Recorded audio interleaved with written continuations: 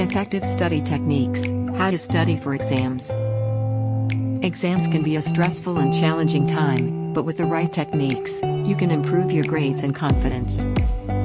Create a study plan. This plan should include the time you will dedicate to each subject, the material you need to cover, and the deadlines for each exam. Creating a study plan will help you stay organized and ensure that you cover all the material before the exam date. Active learning. Active learning involves engaging with the material actively rather than passively. This technique includes taking notes, summarizing the material, and creating mind maps or flashcards. These techniques help you retain the information better and make studying more efficient. Practice with past papers. One of the most effective ways to study for exams is to practice with past papers. Past papers help you understand the exam format and the types of questions you can expect. This technique also helps you identify your weaknesses and strengths, which allows you to focus on areas that need improvement.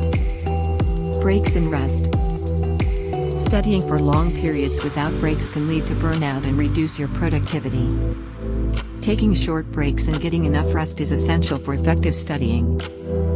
It allows your brain to rest and recharge, which improves your concentration and memory. Conclusion. Studying for exams requires discipline and commitment, but with the right techniques, you can improve your grades and reduce stress.